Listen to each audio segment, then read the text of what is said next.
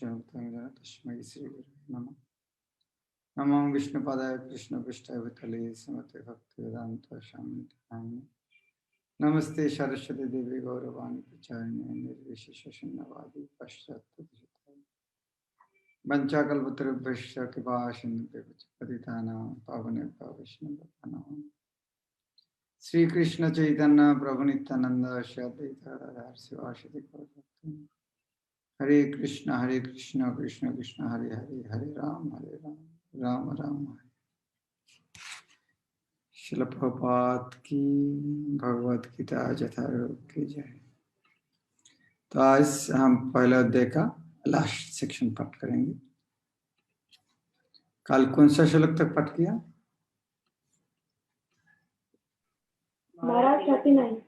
39। तो हम देखा है 28, 29, 30 श्लोक में क्या वर्णन हो कि उन्होंने उनका रिश्तेदार के लिए कितना करुणा देखा रहा है। पूर्ववत ने देखा कि उनका भक्तशील आचरण और देहात्म कारण दोनों पूर्ववत देखा गया। तो 28, 29, 30 में करुणा का और 31, 32, 33, 34, 35 में अर्जुन देखा रहे ये युद्ध का हमें क्या फायदा है गोविंद, इस तरह आपका नाम गोविंद हमको आनंद देना, लेकिन ये युद्ध में राजा यदि बन जाओगे, 3 लोग का राजा बनोगे तो उसके अंदर आनंद कहाँ है? ये 3 है और चौथा आज हम सुन के पाप। सॉरी तीसरा 2 तो चला क्या कहते हैं रिश्तेदार का प्रति कोमलता करुणा, दूसरा है हमें कोई युद्ध करने कोई आनंद नहीं है, और तीसरा है ये तो बहुत बड़ा पाप है, ये पाप कर्म से कैसे मुक्त है। 36, 37, 38 और 39 से 43 तक देखेंगे किस तरह कुल धर्म नाश होगा, कुल का नाश कैसे होता है, कुल धर्म किस तरह सब नरक में जाएगा। ये 4 युद्ध करने के लिए उन्होंने युक्ति देखा। और लास्ट में दूसरा अध्याय में हम देखेंगे सिद्धांत इनडिसीजन क्या करना चाहिए कि नहीं समझ पर, और एक एक करके कृष्ण सबको उत्तर भी दे रहा है। तो आज हम एक लास्ट सेक्शन पढ़ेंगे पहला अध्याय का। उन्होंने किस तरह कुल धर्म नाश होता है युद्ध करने से, वो प्रमाण करके दिखाएंगे अर्जुन, इसीलिए युद्ध नहीं करना चाहते हैं। अधर्म अभिभवात् कृष्ण प्रदिशन्ति कुल स्त्रीषु दुष्टासु वर्ष्णो जायते वर्णशंक। अधर्म अभिभवात्, वो पहले क्या अधर्म कैसे आता है? यदि पुरुष लोग मर जाएगा, सनातन कुल धर्म नहीं रहेगा, तो धर्म नहीं पालन करेगा तो क्या होगा? अधर्म होगा। कितना सिस्टमेटिकली अर्जुन वर्णन करे, जो पुरुष लोग मरेगा, वयोज्येष्ठ नहीं रहेगा तो कौन धर्म सीखेगा क्या करना चाहिए नहीं करना चाहिए। जब अधर्म होगा तो अधर्म अभिभवात् कृष्ण, यदि अधर्म होगा प्रतिशंति कुल स्त्री, तो अधर्म होने से कुल स्त्री नष्ट होता है। आदमी यह बोलता है जो कुल में अधर्म प्रमुख होता है तब कुल का नारी स्त्री पहले दूषित होता है, और जब स्त्री दूषित है स्त्री से दुष्ट से वाष्ण्य जायते वर्ण संकर। तो अधर्म के कारण पहले मनुष्य कौन सा अधर्म करते हैं? ये कुल स्त्री को नष्ट करते हैं, और स्त्री जब दूषित होता है तब वर्ण संकर होता है। यह प्रभुपाद बहुत अच्छा तात्पर्य देते हैं। इस तरह अच्छा संतान संतान उत्पन्न के लिए क्या जरूरत है, और स्त्री लोग को प्रोटेक्शन देना कितना जरूरी है, प्रभुपाद बहुत एक अच्छा तात्पर्य देते हैं। जीवन में शांति, सुख तथा आध्यात्मिक उन्नति का मुख्य सिद्धांत मानव समाज में अच्छी संतान का होना है। वर्णाश्रम धर्म के नियम इस प्रकार बताए गए थे कि राज्य तथा जाति की आध्यात्मिक उन्नति के लिए समाज में अच्छी संतान उत्पन्न हो। इसी संतान समाज में स्त्री के सतीत्व और उसकी निष्ठा पर निर्भर करती है। तो अच्छा संतान के स्त्री के सतीत्व और उनका उसकी निष्ठा पर निर्भर करता है। जिस प्रकार बालक सरलता से कुमार्गामी बन जाता है, उसी प्रकार स्त्रियां भी पतन उन्मुखी होती है। अतः बालकों तथा स्त्रियों दोनों को ही समाज के वैविध्य का संरक्षण आवश्यक है। स्त्रियां विभिन्न धार्मिक प्रथाओं में संलग्न रहने पर व्यभिचारी नहीं होगी। चाणक्य पंडित के अनुसार सामान्यतः स्त्री अधिक बुद्धिमान नहीं होती, अतः वो विश्वसनीय नहीं है। इसलिए उन्हें विविध कुलों परंपराओं में व्यस्त रहना चाहिए और इस तरह उनके सतीत्व तथा अनुरक्ति से इसी संतान जन्मेगी जो वर्णाश्रम धर्म में भाग लेने के योग्य हो। ऐसे वर्णाश्रम धर्मों के विनाश से यह स्वाभाविक है कि स्त्रियां स्वतंत्रता पूर्वक पुरुष से मिल सकेंगी और व्यभिचार को प्रश्रय मिलेगा, जिससे अवांछित संतान उत्पन्न हो। निठल्ले लोग भी समाज में व्यभिचार को प्रेरित करते हैं और इस तरह वांछित बच्चे की बार आ जाती है, जिससे मानव जाति पर युद्ध और महामारी का संकट सा जाता है। तो इस तरह कुल धर्म नाश होने के कारण अधर्म होगा, अधर्म होने के कारण कुल स्त्री नष्ट होगा, इसलिए वर्ण संकर उत्पन्न होगा। और वर्ण संकर होने से क्या होगा? शंकर नरकैव कुलज्ञानां कुलस्य च पतन्ति पितरेषां लुप्त पिंड उदक्री। जब इस तरह वर्ण संकर होगा तब वर्ण संकर के कारण सब नरक में चले जाएगा। क्यों? क्योंकि वर्ण संकर होने के कारण, कल हमने चर्चा किया था, वर्ण संकर होने के कारण बच्चा को पता नहीं चलेगा पिता कौन है, तो पिता को पिंडदान नहीं करेगा, और जो पिता है उनको पिंडदान नहीं मिलने का उन्होंने भी नरक में जाते हैं। इसीलिए पतंति पितरेषा, पितृलोक नरक में चले जाएगा। क्यों? लुप्त पिंड उदक क्रिया, पिंड उनको पिंड नहीं मिलते हैं। तो पिंडदान किया है यह प्रभुपाद देते। पिंडदान की जरूरत है कि? यस, पिंडदान जरूरी है। वैष्णव लोग भी पिंड देते हैं। कैसे? सकम कर्म के विधि विधान के अनुसार कुल के पितरों को समय समय पर जल तथा पिंडदान दिया जाता है। लुप्त पिंड उदक क्रिया, पिंड देना और उदक अर्थात जल, जल देना चाहिए, पिंड देना चाहिए। पिंड अर्थात पिंड अर्थात केवल लंप, क्या बोलते हैं, अर्थात प्रसाद। यह दान विष्णु पूजा द्वारा किया जाता है, क्योंकि विष्णु को अर्पित भोजन के उच्छिष्ट भाग प्रसाद के खाने से सारे पाप कर्म से उद्धार हो जाता है। कभी कभी पितरगण विविध प्रकार के पाप कर्म से ग्रस्त हो सकते हैं और कभी कभी उनमें से कुछ को स्थूल शरीर प्राप्त न हो सकते, कारण उन्होंने प्रेतों के रूप में सूक्ष्म शरीर धारण करने के लिए बाध्य होना पड़ता है।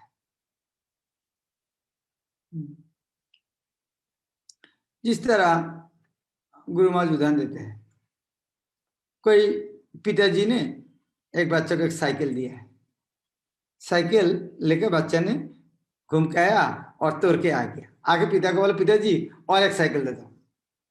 पिता क्या बोलेंगे? नहीं नहीं, तुम लायक नहीं है, पहला नष्ट करके आज साइकिल नहीं मिलेगा, अभी पैदल में घूमो। तो उसी तरह ये जो शरीर है, शरीर हमें दो प्रकार शरीर मिलते हैं, एक स्थूल और सूक्ष्म। मृत्यु होता है स्थूल शरीर का, सूक्ष्म शरीर में दूसरा शरीर धारण करता है। तो जब पाप कर्म के कारण इतना पाप कर्म किया है तो प्रकृति उनको और दूसरा शरीर नहीं देना चाहता है, स्थूल शरीर नहीं देना चाहते है। तो बहुत पाप कर्म किया है, तुम स्थूल शरीर धारण करने के लायक नहीं है। तो मौन बुद्धि अहंकार एक सूक्ष्म शरीर में घूमो। तो जब स्थूल शरीर नहीं मिलता है, सूक्ष्म शरीर है, और सूक्ष्म शरीर में क्या है, जिस तरह मान लीजिए हमारे सूक्ष्म शरीर है, स्थूल शरीर नहीं है। तो स्थूल शरीर के बाद छोड़ दीजिए, हमें चना फ्राई चना भजा खाने की इच्छा होता है, लेकिन दांत नहीं है तो कैसे लगेगा? बहुत कष्ट होगा। और दूसरा आदमी कर्म करके खाते हैं, हमको कष्ट लगे, भाई हमको दांत नहीं, खाने का नहीं मिलते हैं, लेकिन खाने की इच्छा है, दांत नहीं खा पाते। तो उसी तरह जब मन बुद्धि अहंकार का सूक्ष्म शरीर है, स्थूल शरीर नहीं है, खाने का इच्छा है, लेकिन स्थूल शरीर ने मुख नहीं, खा नहीं पाते हैं, तो इसीलिए वो सूक्ष्म शरीर के दूसरा शरीर में प्रवेश करते हैं और दूसरा शरीर से खाते हैं। इसी उसको कहता है भूत प्रेत। इसलिए भूत जो है, जो भूत और प्रेत है, जो पाप कर्म के कारण उसको स्थूल शरीर नहीं मिलते हैं, तो दूसरा शरीर का आक्रमण करते हैं, तो वो पाप कर्म के कारण। तो कभी जब कभी कभी इस तरह से पाप कर्म के कारण उसको स्थूल शरीर नहीं मिलता है, तब उनका वंश में ही कोई उनका भगवान का प्रसाद देंगे, तो प्रसाद खा के उन्होंने पाप से मुक्त होगा, तो फिर उनको एक स्थूल शरीर मिलेगा जहां से फिर वो आगे भक्ति कर सकते। अतः जब वंश द्वारा पितरों को बच्चा प्रसाद अर्पित किया जाता है, तो उनको प्रेत जोनि या अन्य प्रकार के दुखमय जीवन से उद्धार होता है। पितरों को इस तरह की सहायता पहुंचाना कुल परंपरा है, और जो लोग भक्ति का जीवन यापन नहीं करते, उन्हें ये अनुष्ठान करने होते हैं। केवल भक्ति करने से मनुष्य सैकड़ों का, हजारों पितरों को इस संकट से उबर सकते हैं। यह प्रभात भागवत से उदाहरण देते हैं। ये तो सबको करना चाहिए, लेकिन जो कृष्ण भक्ति करते हैं ना, उनको जरूरत नहीं होते है। कृष्ण भक्त भी देते हैं, लेकिन कृष्ण भक्त को जरूरत नहीं होते। कैसे? यह भागवत का एक बहुत विख्यात श्लोक है। देवर्षि भूतो आप्तो नृणाम पितृणाम न किंकर नाम ऋणी च राजन सर्वात्मना जो शरणं शरणं गत मुकुंद परित्य करता। ये श्लोक इतना विख्यात है, प्रभुपाद पहला अध्याय में कोट किया, और फिर भी दूसरा अध्याय में फिर ये श्लोक फिर उद्धृत दिया। तो ये इतना पावरफुल श्लोक क्यों? यह प्रभुपाद यह वर्णना करना चाहते हैं, ये जो पिंडोदान, ये जो कर्मकांड उनके लिए जुटा, लेकिन जो शुद्ध भक्त है, भगवान का भक्त है, उनके लिए केवल पिंडदान क्या, कोई जिम्मेदारी नहीं है। भगवान को सेवा करने के लिए सारे जिम्मेदारी मुक्त होता है। कैसे? जो पुरुष अन्य समस्त कर्तव्यों को त्याग कर मुक्ति के दाता मुकुंद के चरण कमल में शरण ग्रहण करता है और इस पथ पर गंभीरता पूर्वक चलता है, वही देवता, मुनियों, सामान्य जीवों, स्वजन, मनुष्य या इतरों के प्रति अपने कर्तव्यों का या ऋण से मुक्त हो जाता है। ये कैसे? हमें कोई ना कोई जगह में हम ऋणी है। जिस तरह मान लीजिए अभी जूम क्लास में आप भाग लिया है, तो जिन्होंने जूम बनाया है उसके प्रति ऋणी नहीं। जूम नहीं बनाते थे, हमें लॉकडाउन के टाइम समय कैसे हमें बिता देते, तो जिन्होंने जूम बनाया है उनके लिए, उनके पास ऋणी है। जिन कंप्यूटर बनाए उनके पास ऋणी है, जिन इलेक्ट्रिसिटी बनाए उनके पास ऋणी है, जिन रास्ता बनाए उन्हें उनके पास ऋणी है, जो कवि दार्शनिक उनके पास ऋणी है, चंद्र सूरज उनके पास ऋणी है, देवता अलग अलग देवता के पास ऋणी है, देश का नेता के प्रति ऋणी है। तो इस तरह कितना जगह में ऋण है, आपको पता है? आज सुबह से खाना खाया, वहां से कितना आदमी के पास ऋण हो गया। जो चावल जिसने बाजार में भी किया उन नहीं बिका, चावल नहीं मिलता था, और जो कॉर्पोरेशन टैक्स से पानी नहीं आता था, जल नहीं आता था, कैसे खाना बनाते थे। वो जो मसला लेकर आया, मसला बाजार में नहीं बिका था, उनके पास ऋणी है। तो जिन्होंने पैसा बनाया, पैसा नहीं आदान प्रदान होता था। इस तरह कितना जगह में ऋण है, हम कल्पना भी नहीं कर सकते। और कहाँ का ऋण, कहाँ का उस उधर में उपास करेंगे, कैसे पता ही नहीं कहाँ का ऋण है, तो किसको किसको ऋण उपास करेंगे। लेकिन एक मजा का बात है, एक समाधान है। कौन सा? जिसको पास हम ऋण लिया है, हमें इतना पता है सबने कृष्ण के पास से लिया, हमको दिया। उनको व्यक्तिगत तो किसी के पास कोई धन नहीं है आपको किस ऋण देने का। तो अभी हम जिसके पास ऋणी है किसको नाम भी पता नहीं किसके पास ऋणी है, लेकिन ये बात सही है सबने भगवान के पास ऋणी है। तो इसीलिए यदि हम भगवान के पास जाके बोले भगवान मेरा तो पता नहीं है मैं कहाँ का ऋणी हूं, तो मैं आपको दे रहा, आप बांट देना कहाँ का ऋण है। बस मुक्त है। यहाँ कोई कोई बोलता है ठीक है भाई हमें पिता माता के पास ऋणी है, वो बात तो सही है। अच्छा आप पिता माता के पास ऋणी है, पिता माता कितना करना जगह ऋणी है, आप पिता माता के पास ऋणी है, आप पिता का सेवा करो। और जो पिता माता जहां जहां ऋणी है वो लोग आके पिता माता पकड़ करके लेके जाएगा, आप किसी भी जगह किसको सेवा करोगे? केवल पिता माता के पास ऋणी है, कितना जगह में ऋणी है। जिस तरह आप सरकार से लोन लेकर एक बिल्डिंग बनाया है और उधर में इंस्टॉलमेंट नहीं दे पाया, तो क्या कर सरकार क्या करेंगे? आपको जेल में लेके जाएंगे? नहीं, तो आप ये बोल सकते हैं जो पैसा लेके मैं बिल्डिंग बना ये बिल्डिंग आपका है, तो और आपको पकड़ेगा नहीं, ठीक है बिल्डिंग दे दो और आप ऋण से मुक्त हैं। उसी तरह आपका पिता ने जहां जहां ऋण किया है, पता नहीं कहां से ऋण किया, आपको पता नहीं, पिता को पता नहीं है, लेकिन वो ऋण लेकर आपको बनाया है, आप लोग बिल्डिंग को बनाया है। लेकिन आप यदि भगवान के पास चले जाएंगे, मेरा पिता बहुत जगह से ऋण लिया है मुझको बनाया है, तो मैं आपको सेवा करूंगा, वो जहां जहां लोन लिया है वो लोन से मुझको बनाया है, मैं आपका सेवा करूंगा, आपकी जहां जहां लोन लिया है आप उस तरह माफ कर दें। क्या हो सकता था? हाँ, क्यों नहीं होगा? यह भागवत में श्लोक आता है, जो पुरुष अन्य समस्त कर्तव्यों को त्याग कर मुक्ति का देवता मुकुंदों के चरण कमल में शरण ग्रहण करता है और इस पथ पर गंभीरता पूर्वक चलता है, वह देवता मुनियों सामान्य जीव सजन मनुष्य या पितरों के प्रति अपने कर्तव्य या ऋण से मुक्त हो जाता है। श्री भगवान की सेवा करने से ऐसे दायित्व अपने आप पूरी हो जाते हैं। तो ये क्या दोष होता है? शंकर हमें वहां वर्ण होता है, स्त्री दूषित होने का वर्ण शंकर होता है, वर्ण शंकर होने से कोई लुप्त पिंड क्या पिंडदान प्रथा बंद हो जाता है, इसीलिए सब नरक में जाते हैं।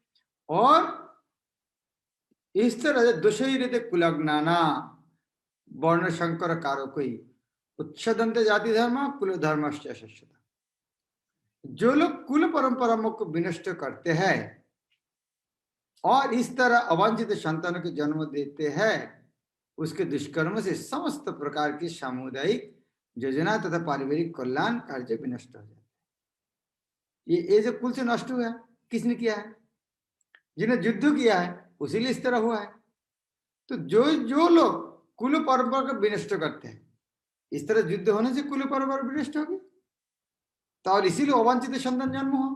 तो अर्जुन प्रमाण करके देखा रहा है, मैं यदि युद्ध करूंगा इस तरह होगा, मैं यदि युद्ध करूंगा केवल मैं राजा यदि राजा होने के लिए इस तरह युद्ध करूंगा, पुरुष लोग मर जाएगा, स्त्री लोग दूषित होगा, वर्ण संकर होगा, उसके बाद कुल धर्म नाश होगा, सारे व्यक्ति नरक में चले जाएगा मेरा एक गलती के कारण। तो ये कुल धर्म वर्णाश्रम धर्म जरूरी है। वास्तव में वर्णाश्रम धर्म का जरूरी क्या है? एक्चुअली वर्णाश्रम जो कुछ है इसका अर्थ चरण में विष्णु भक्ति करना है। सनातन धर्म या वर्णाश्रम धर्म इसका एक ही उद्देश्य है, धीरे धीरे जो शूद्र है उसको वैश्य में वैश्य, क्षत्रिय क्षत्रिय, ब्राह्मण ब्राह्मण से वैष्णव, धीरे धीरे वर्णाश्रम धर्म का उद्देश्य है धीरे धीरे उच्च स्तर में पहुंचना है। तो अर्जुन वही बताते हैं, यदि मैं युद्ध करूंगा इस तरह क्या होगा, उच्छन्न कुल धर्मना मनुष्यानां जनार्दन नरक नियतं वास भवति। उच्छन्न कुल धर्मना, यहाँ अर्जुन कृष्ण का कैसे संबोधन किया है? जनार्दन, जनार्दन अर्थात जनगण का पालन करने वाला। हे कृष्ण आप जनार्दन है, हे प्रजापालक कृष्ण, मैंने गुरु परंपरा से सुना है कि जो लोग कुल धर्म का विनाश करते हैं वो सदैव नरक। तो या अर्जुन कृष्ण को बोलता है, कृष्ण आप नाम जनार्दन है, आप जनगण का पालन करने वाला है और मुझको मारने के लिए बोल रहा है और पाप कर्म मुझको लेने के लिए बोल रहा है। हाँ, ये मैं सुना है, इस तरह करने से जो करेगा उन्होंने हमेशा के लिए नरकवास करेगा। और यह बोलते हैं भगवती तो अनुशिश्रम में, यह अनुशिश्रम, शुश्रम मतलब सुनना, अनुशिश्रम अर्थात परंपरा क्रम सुनना, गुरु परंपरा सुनना। यदि भी अर्जुन को तो गुरु परंपरा सुनना है, पूर्व तात्पर्य में कहता है हाँ इस तरह सुनने से। यद्य भी अर्जुन का ये गुरु परंपरा ठीक नहीं था, लेकिन पूर्व तात्पर्य में हाँ उदाहरण बताते हैं परंपरा कितना जरूरी है। तो अर्जुन कितना जोर से बोलता है, मैं जो उन्होंने युक्ति दिया है कितना सिस्टमेटिकली, कितना ज्ञानी व्यक्ति की तरह बोल रहा है, और उसके बाद भी उन्होंने प्रमाण दिया है मैं परंपरा गुरु परंपरा में सुना हूं। लेकिन कृष्ण ने अगले अध्याय में सारे खंडन करे, लेकिन यह प्रभुपाद तात्पर्य में परंपरा का गुरुत्व देते हैं। अर्जुन अपने तर्क को अपने निजी अनुभव पर न आधारित करके आचार्य से जो सुन रखा है उस पर आधारित करते हैं। वास्तविक ज्ञान प्राप्त करने की यही विधि है। जिस व्यक्ति ने पहले से ज्ञान प्राप्त कर रखा है उस व्यक्ति की सहायता के बिना कोई भी वास्तविक ज्ञान तक नहीं पहुंच सकता। वर्णाश्रम धर्म की एक पद्धति के अनुसार मृत्यु के पूर्व मनुष्य को पाप कर्म के लिए प्रायश्चित करना होता है। मेरा लग रहा है आप लोग भी बहुत देखा है, गांव में कोई आदमी बहुत दिन से कष्ट भोग रहा है, बहुत नहीं मृत्यु हो रहा है, तब ब्राह्मण लोग को सजेशन देते कि भाई ये जो कष्ट भोग रहा है इसके पाप कर्मों के लिए कष्ट नहीं मरे। सब चाहते हैं मरने से अच्छा होगा कि ये उम्र में जिंदा रह फायदा क्या है, लेकिन उनका कष्ट देख के किसी को सहन नहीं होते। तब ब्राह्मण लोग के सजेशन देते हैं हो सकता है बहुत पाप कर्म किया है इसीलिए नहीं मर रहे हैं, तो ब्राह्मण सजेशन देते आपको ही प्रायश्चित करो, और प्रायश्चित जब करते हैं पाप से मुक्त फिर उनका देहांत हो जाता है। इसीलिए प्रभुपाद भी यह कहता है वर्णाश्रम धर्म की एक पद्धति के अनुसार मृत्यु के पूर्व मनुष्य को पाप कर्म के लिए प्रायश्चित करना होता है। जो पापात्मा है उसे इस विधि का अवश्य उपयोग करना चाहिए। हाँ, जो पापात्मा है उनको करना चाहिए, नहीं तो मृत्यु के बाद कितना दिन नरक में भोगेगा किसका कौन बता सकता। इसीलिए अभी अभी प्रायश्चित करके जाएंगे तो कम से कम नरक का यातना कम हो जाएगा। ऐसे किया बिना मनुष्य निश्चित रूप से नरक भेजा जाएगा जहां उसे अपने पाप कर्म के लिए कष्टमय जीवन बिताना हो। तो कौन कौन किया आज तक प्रायश्चित, तो ज्यादा नरक में नहीं जाना पड़ेगा। कब से करेंगे? करना चाहिए, प्रभुपाद ने कहा है प्रायश्चित करना चाहिए। कौन कौन करना चाहता है? हरि नाम जप कर रहे हैं महाराज। हमें जो भक्ति में पाया वो तो हाँ वही वही वही प्रायश्चित है, अलग करके करना जरूरत नहीं। तो अर्जुन आश्चर्य हो गया, मैं थोड़ा कुछ दिन क्या सुख के लिए इतना पाप कर्म, ओ हाय हाय ओ वो तो महत पापम, छोटा मोटा पाप नहीं है, महत पाप जितना जन महामंत्र महाप्रसाद ये पाप है महापाप। सबसे बड़ा पाप महा, ओ वो तो महत पापम, हाय इतना बड़े पाप कर्तु व्यवसिता वयम, निश्चित में वयम अर्थात हमारे द्वारा इतना बड़ा पाप। और फिर क्यों? जत राज्य सुख लोभे न, और राज्य सुख लेने के लिए हंतु स्वजन उद्यता। हाय हाय आश्चर्य हो अर्जुन, कैसे संभव? थोड़ा जत राज्य सुख लोभे न, राज्य का सुख लाभ करने के लिए तो हंतु स्वजन उद्यता, ये स्वजन का आत्मीय स्वजन का माना इतना बड़ा पाप हमारे द्वारा। हाय हाय, हम धार्मिक व्यक्ति हैं, हम पंच पांडव हैं, हमको आदमी दुनिया का आदमी कितना अच्छा बोलते हैं, और हम तो राज्य भोग करने के लिए इतना बड़ा पाप। नहीं नहीं मैं युद्ध नहीं करूंगा। अभी पूछना है तुम युद्ध नहीं करोगे क्या वो लोग छोड़ेगा तुमको? अर्जुन तो युद्ध नहीं करना चाहते, क्या दुर्योधन पक्ष छोड़ेंगे?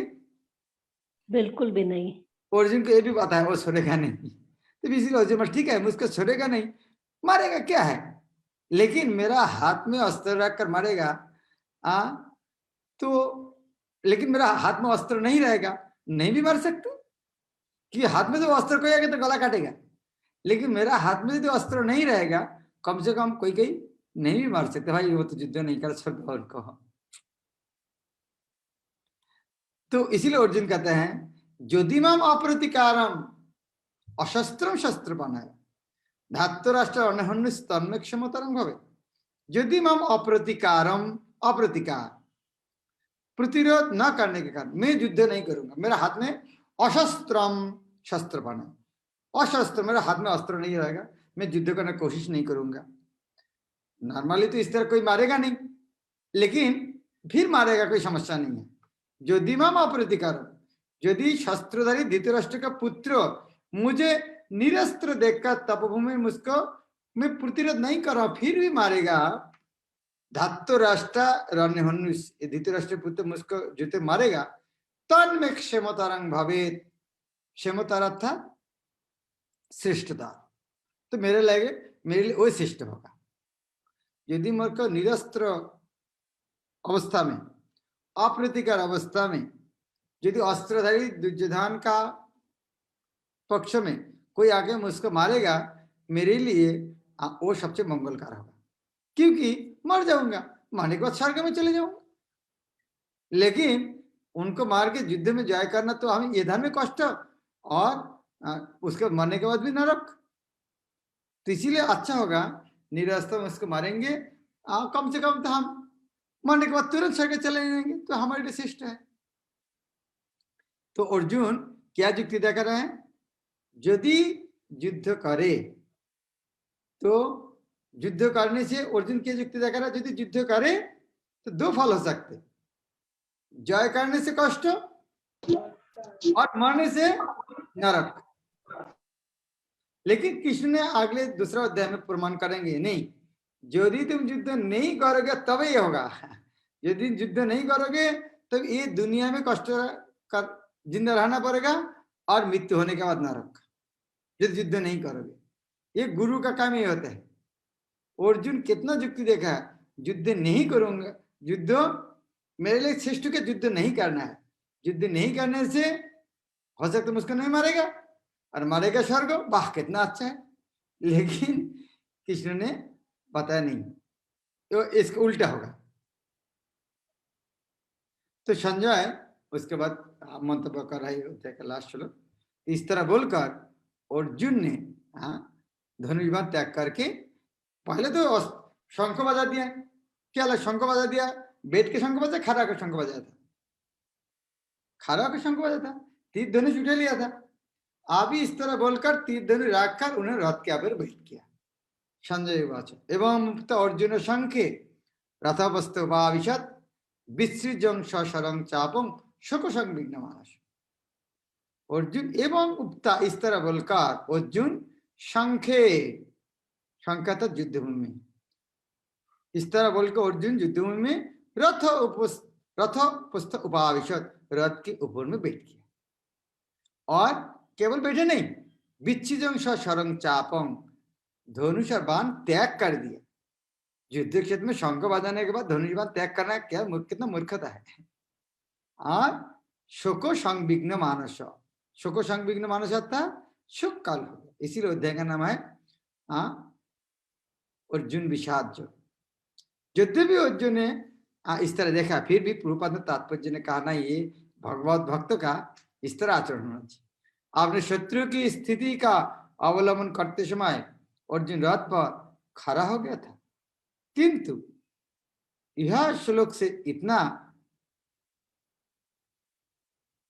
किंतु अर्जुन शोक से इतना संतप्त हो उठा कि अपना धनुष बाण एक और रखकर रथ के आसन पर पुनः बैठ गए। कोई आचार्यों ने यह भी मंतव्य किया है इस तरह मंतव्य किया है तो अर्जुन ने कहा, कोई उनको बोलेगा तुम धनुष बाण तोड़ दो, भीरू है, तो अर्जुन इस तरह प्रतिज्ञा करे, कोई बोलेगा धनुष बाण छोड़ दो तो उनको अर्जुन हत्या करेंगे। इस तरह किसी को हिम्मत नहीं अर्जुन का बोलने का तुम धनुष बाण त्याग करो, तो बोलेगा तो अर्जुन उनको हत्या करेंगे। अभी अर्जुन खुद ने इस तरह त्याग कर दिया, एक प्रकार उन्होंने खुद को आत्महत्या कर दिया। तो प्रभुपाद यह लिखता है, ऐसे दयालु तथा कोमल हृदय व्यक्ति जो भगवान की सेवा में रत हो आत्मज्ञान प्राप्त करने के योग्य है। तो यह अर्जुन का मनोभाव प्रभुपाद प्रशंसा करते, कोमल हृदय का भाव प्रशंसा करते। भक्ति करने के लिए इस तरह हृदय कोमल भाव होना चाहिए। हरे कृष्ण। पहला अध्याय अर्जुन विषाद योग। अभी यह सुनने के बाद इसके बाद हाँ दूसरा अध्याय में कृष्ण उपदेश, भगवद गीता चालू होगा, वास्तव में उपदेश दूसरा अध्याय से चालू होगा। अभी ये पटभूमि है, कुरुक्षेत्र में क्या होने जा रहा है। अभी गीता का उपदेश शुरू होगा दूसरा अध्याय से। अभी तो कहानी सुनने तो बहुत मजा लगा, तो काल से हाँ फिलोसफी है, हम शरीर नहीं आत्मा, पता नहीं कितना मीठे लगेंगे। देखते हैं काल। हरे कृष्ण। ऐश्वर्य राधिका माता जी। हरे कृष्ण महाराज, धन्यवाद, प्रणाम महाराज। मेरा थोड़ा प्रसंग से बाहर है क्वेश्चन। ये हिंदी के बुक में मैं देख रही हूँ कि जैसे कि हमारा है विषाद योग, फिर उसके बाद सांख्य योग सेकेंड चैप्टर का, यहाँ पे गीता के सार और दूसरा दूसरा नाम है, वो विषाद योग और सांख्य योग ऐसा नाम से नहीं है। आप रेगुलर क्लास ऐसा नहीं क्यों है? ये मैं क्लास के गीता शुरू करने के पहले इसको तो दिया। हाँ, पहले वाले दिन मैं नहीं थी, नहीं कर पाई थी।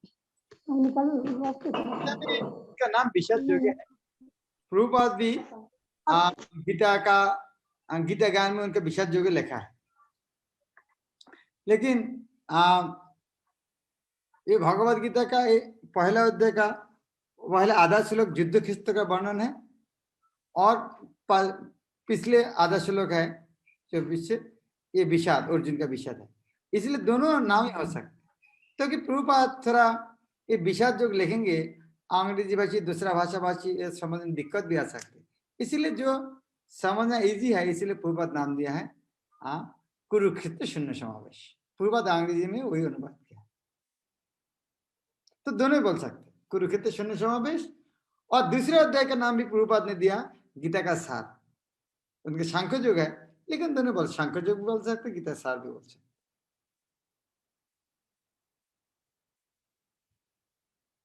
ओके, श्याम शकपू।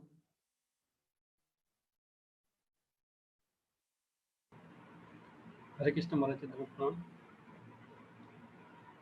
महाराज जी। आवाज आ रहा है? हाँ महाराज जी, मेरा कल की क्लास से प्रश्न था। कल जो 6 प्रकार के आतताई बताए थे, इसमें पितामह भीष्म को भी आतताई कहा गया था, जबकि वो तो हमारे 12 महाजन में आते हैं। तो क्या उन्होंने जो पिछले जन्म में जब वो अष्टवसु में थे तो उन्होंने नंदिनी गाय चुराई थी तो उसका फल मिला है, या फिर यह अंबालिका का अपहरण किया था उसके कारण आतताई कहा गया? इस तरह महाजन का तो इस तरह गलती नहीं है, हमारे हमको शिकायत है ये महाजन होने के बाद भी यदि शत्रु पक्ष का साथ में रहे तो इस तरह हालत हो सकते हैं। इसीलिए आप महाजन, अब महाजन है फिर भी कृष्ण का पक्ष नहीं लेगा तो इस तरह हालत होगा। तो हमें ये शिक्षा लेना चाहिए, आप जितना बड़ा लगे कृष्ण का पक्ष होना चाहिए। अर्जुन महाजन, भीष्म का तो महाजन नहीं है उतना अर्जुन है, फिर भी सारा दुनिया में अर्जुन पूजित है। इसीलिए महाजन डिग्री हमारा होगा नहीं होगा बड़ी बात नहीं है, हमें कृष्ण के साथ रहना, सीधे सी बात भगवान के साथ। ओके नील माधव।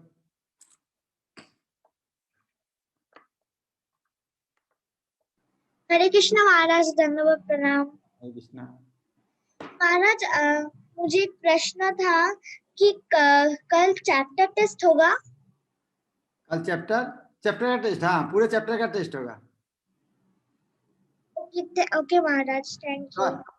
10 क्वेश्चन रहेगा आज जो पढ़ा वो, और चैप्टर एग्जाम होगा, 10 क्वेश्चन रहेगा। ओके महाराज, थैंक यू। हरे कृष्ण। नील माधव कितना सीरियस स्टूडेंट है, परीक्षा के लिए सोचते हैं। ओके, सुंदर दामोदर।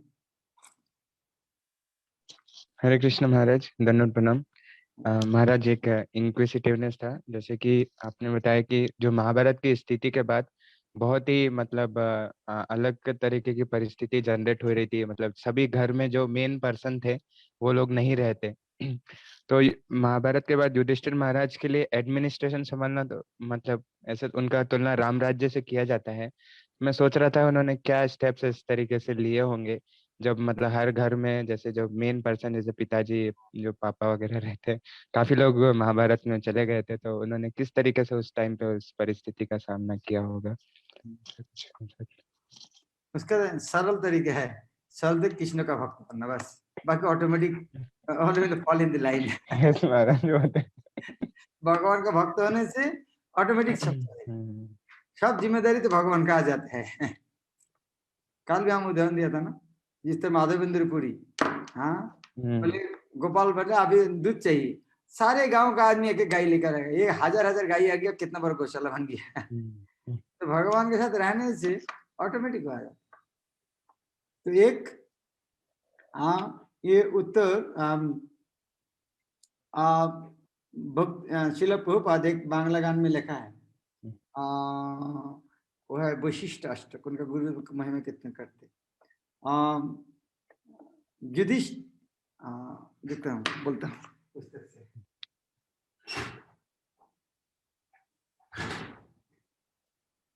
आपका पूछना है युधिष्ठिर महाराज इतना कैसे होगा, तो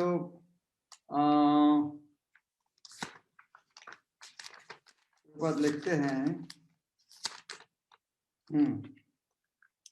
কেন লোক কাঁদে সব রাম রাজ্য তরে, একমাত্র কারণ সেই विष्णु राज्य करे। सब आदमी क्यों बोलते हैं राम राज्य, कारण है भगवान रामचंद्र। कृष्ण युधिष्ठिरे बसाय राज सिंहासने, धाने धान्य पुण्य धरा वैष्णवेर गुण। कृष्ण ने युधिष्ठिर महाराज को राज सिंहासन बैठाया, और कृष्ण के कारण सारी दुनिया धन धान्य सब भरा हुआ था। नद नदी वृक्ष माठ गिरी भरपूर, दुग्धवती गाभी दुग्ध भाषाएं प्रचुर।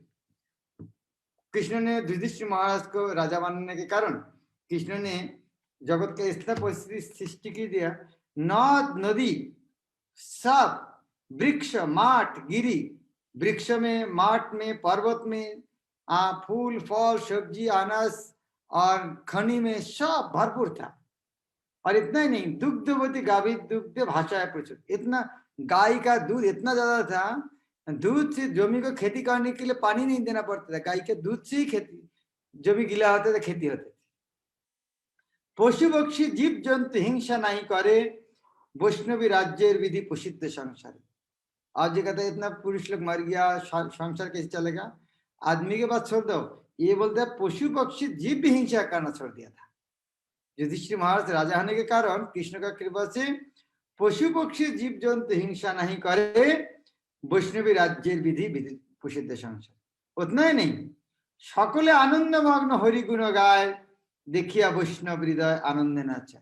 युधिष्ठिर महाराज राजा होने के कारण सब आनंद में हरि नाम करे, हर घर में हरे कृष्ण महामंत्र 16 माला नहीं 32 माला जप, सब हरे कृष्णा कृष्णा कृष्णा हरे हरे, हरे राम राम राम। बोलते हैं सकले आनंद मग्न हरि गुण गाय, देखिया वैष्णव हृदय आनंद नाचाए। लेकिन प्रभुपाद दुख करे बोलते आज उल्टा हो गया है। कृष्ण भक्ति गंधहीन विषय विभोर, भरिया गया आज जगत संसार। आज हमारे दुनिया अलग हो गया, उल्टा हो गया है। जो युधिष्ठिर महाराज के समय जो था उसका उल्टा हो गया। गांव में जो गाय है, हम गांव में गाय को छटक की गाय कहते थे। छटक जानते हैं, छटक अर्थात 16 छटक में एक शेर होता है, 1 लीटर होता है। तो आजकल गाय गांव में जो गाय है, 16 गाय का दूध एक साथ मिलेगा तो 1 लीटर होगा। तो एक छटक अर्थात 1 लीटर के 16 भाग का 1 भाग, तो वो गाय का ना छटा की गाय। तो अभी बकरा को भी उनमें से ज्यादा दूध देते हैं। तो कलयुग के प्रभाव में गौ माता भी दूध देना बंद कर दिया। इसीलिए प्रभुपाद कहते फिर भी वो इस तरह हो सकते यदि हम चैतन्य महाप्रभु का मिशन आगे बढ़ाएंगे, हरे कृष्ण महामंत्र आंदोलन का आगे बढ़ाएंगे। हरे कृष्ण। थैंक यू महाराज, अच्छे से एक्सप्लेन करने के लिए। मुकुंद मुरारी प्रभु। धन्यवाद प्रणाम महाराज। हरे कृष्ण। महाराज भीष्म पितामह की बात मैं वापस करना चाह रहा था। भीष्म पितामह महाजन है और वो हम भागवत में श्लोक भी धर्मस्य तत्वम नियतम गुहायम महाजन ये न गता सुपंथा। तो भीष्म पितामह तो एक महाजन सदैव ही हैं, वो चाहे कुरुक्षेत्र के युद्ध में रहे या बाद में या पहले। एक बात। दूसरी बात, वो जानते थे कि भगवान, वही जानते थे, ये बीच में हम पढ़ते हैं कि उनको मालूम था कि कृष्ण भगवान है। ये सब होते हुए भी, एंड देन तीसरा, द्रौपदी के डिसरोबिंग के समय में वो बिल्कुल कुछ नहीं बोले, वहां बैठे रहे। तो all these things they indicate कि धर्म कुछ और होना चाहिए था ऑर्डिनरी आदमी के लिए भी, और वो तो महाजन है। Then how do we understand this कि हमको महाजन को फॉलो करना चाहिए? वो तो उत्तर आपने दिया ना, वो तो महाजन कथन था। तो भीष्म तो उसी तरह बताया ना, जो मेरा हालत जिस तरह हुआ है ना, तो तुम लोग इस तरह करोगे, तुम्हारा हालत इस तरह होगा। बस महाजन कथन था, मैं जिस तरह किया तुम लोग करोगे इस तरह होगा। इसीलिए मेरा तरह नहीं करना, सबसे हमेशा कृष्ण का पक्ष में रहना है। Then how is Mahajan then? उसी तो महाजन है ना, उन्होंने बोला मेरा तरह करोगे तुम्हारा हालत इस तरह होगा, नहीं करना। इसीलिए तो महाजन है, वो शिक्षा देता है इस तरह नहीं करना है। पर उन्होंने तो कहीं बोला नहीं ऐसा नहीं करिए। वो समझ में आता है जब गुरु महाराज बात बताते हैं, जब युधिष्ठिर महाराज को जब भीष्म उपदेश दे रहे थे जी, तब द्रौपदी हंस रही थी। तो पूछा कि द्रौपदी की इतना अच्छा बात तुम्हें हंस रहे गुरु, क्या समस्या है? इतना गंभीर विषय चर्चा हो रहा था, हंस रहे। तो द्रौपदी ने बोला आप सब समझते हैं, इतना कुछ जानते हैं, लेकिन मेरा जब वस्त्रण हो रहा था तब आपका ये बुद्धि कहा था। ये उपदेश तब टू कमेंट ले। Correct. This is the question कि फिर तो महाजन का बुद्धि ऐसे कैसे खराब हो सकता है महाराज? हाँ, यह देखते हैं महाजन होने के बाद भी इस तरह हो सकते, इसीलिए हमेशा ही कृष्ण भक्ति में रहना है, कृष्ण भक्ति के साथ में रहना है। तो भीष्म तो खुद ने कहा उनका खाना खाने के कारण मेरा बुद्धि कलुषित हो गया था, तो महाजन ने बताते हैं, तो इसीलिए उनका खाना नहीं खाना चाहिए, या इस तरह शत्रु के पक्ष में मदद नहीं करना चाहिए। भीष्म देव का इस तरह हो गया था, हमारे तो हम फिर कौन है?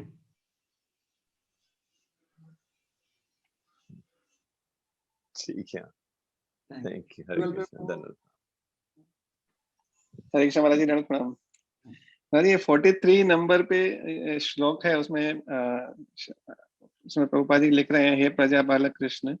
इसका जो श्लोक का अर्थ है, मैंने गुरु परंपरा से सुना है कि जो लोग कुल धर्म का विनाश करते हैं वे सदैव नरक में वास करते हैं। तो ये गुरु परंपरा से सुना उन्होंने, ये कौन सी गुरु परंपरा फिर समझ सकते हैं हम? गुरु का बहुत है ना, पर ये शराब जो पीना सिखाता है उसको शराब का गुरु बोलते हैं, ताश खेला सिखाते हैं उसको गुरु बोलते हैं।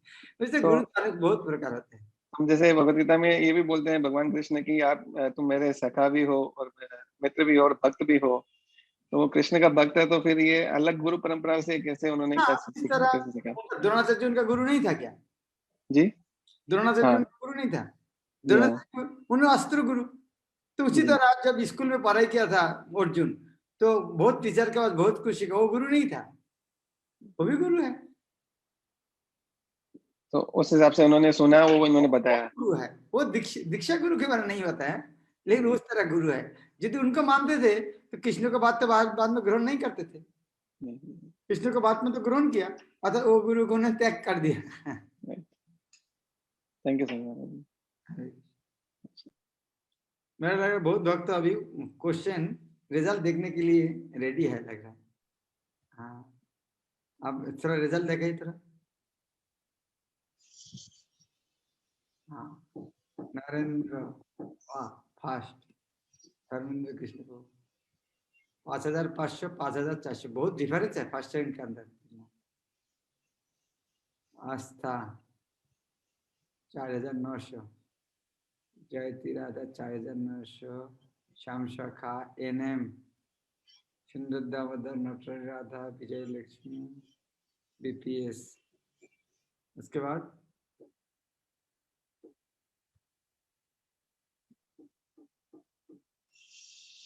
माधव शाखा प्रहलाद प्रिय शिवम त्रिपाठी हरे कृष्णा पुरुषोत्तम राम धनंजय गोविंद नारायण शिलावती आदि ARTT बिन्नी नीलमाधव ओंकारनाथ मोहनंद। ओके हरे कृष्ण। भगवद गीता जतारो की जगत कृष्ण कृपा दानत प्रणाम। दंडवत प्रणाम। हरे हरे कृष्ण महाराज दंडवत प्रणाम। महाराज हरे कृष्ण महाराज दंडवत प्रणाम।